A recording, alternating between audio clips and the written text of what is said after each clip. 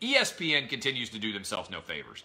And I don't know if you guys saw this, but when I saw this list, I didn't believe it was real. I saw it and I looked at it and I said, this can't be real. It's got to be satire. ESPN is trying way too hard to try to be politically correct and make everybody happy. And in the process, like most people who try to be politically correct, they end up making themselves look stupid. And so, as a result, I'm reading this. This is the actual 20 most dominant athletes of 2018. This is their list. And I'll just be honest with you. How many of you actually know who these guys are? Or girls? Simone Biles, all right, I know who she is. She's a gymnast. Eliud Kipchoge. No idea who Eliud Kipchoge is. Evidently, he's a marathoner or something like that. Daniel Cormier, not the best MMA fighter. You guys can weigh in with whether or not you know these people.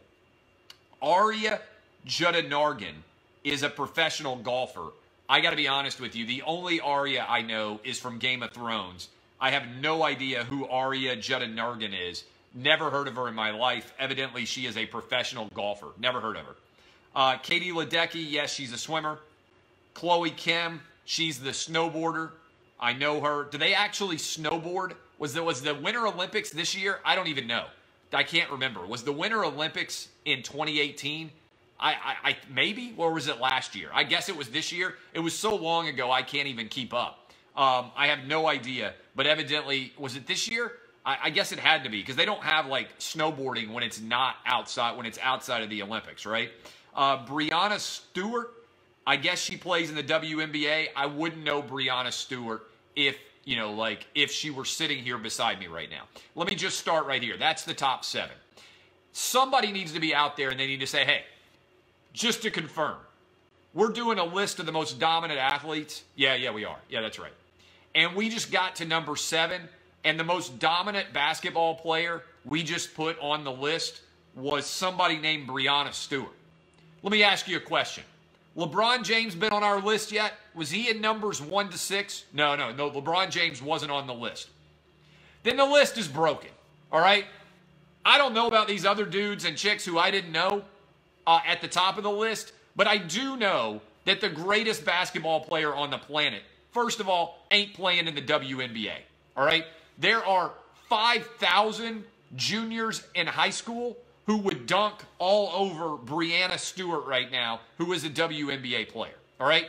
She cannot appear on the list above LeBron James. I don't care if she's the greatest WNBA player of all time. I don't care if she's the only WNBA player of all time. Makes no sense. Luka Modric, he was good soccer player.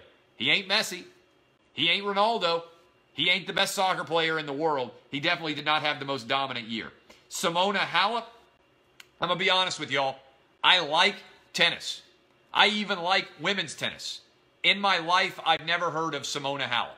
I know Serena.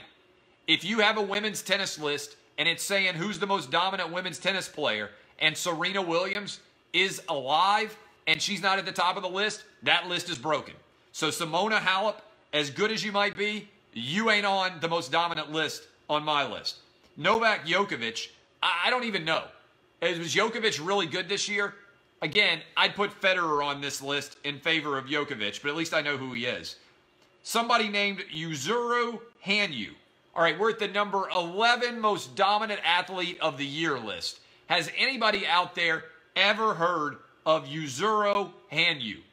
Again, I would point out that LeBron James has not been on the list yet, and we now have Yuzuru Hanyu, Simona Halep, Breanna Stewart, Chloe Kim, Arya Judinargan, Eliud Kipchoge, and others who are on this list above LeBron James. I've never heard of Yuzuru Hanyu. Lewis Hamilton. Lewis Hamilton. I know Alexander Hamilton. I have no idea who Lewis Hamilton is. In my entire life, I'm not sure that I've ever heard the name Lewis Hamilton. Evidently, he's a professional race car driver. He is dominant, all right? Then we finally get to LeBron James. LeBron James slots in at number 13. Here is the truth. You may not like LeBron James. You may hate him. You may think that he is a total diva. You may think that he draws way too much attention. You may think that he is a drama queen. He's the best athlete in the world. There is no athlete right now in the world who is better than or more dominant at what they do than LeBron James. He is number one on the list. There is nobody like LeBron. 6'8", 260 pounds. Maybe one day Zion Williamson will be, but they just don't make very many LeBron Jameses. He is a freak of nature.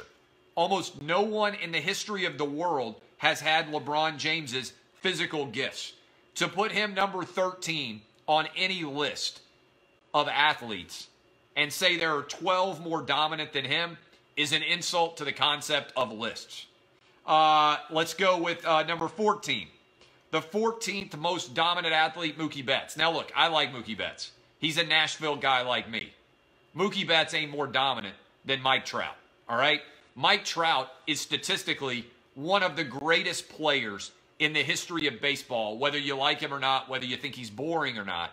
Putting anybody on this list above Mike Trout is a broken list.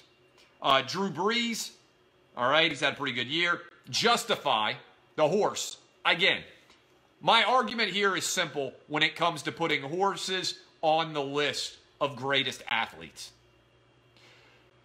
A horse is not an athlete. It is a horse. It is an animal. The athlete is the jockey that rides the horse, because if the jockey doesn't tell the horse what to do, it wouldn't know what to do. The horse is like the car, all right?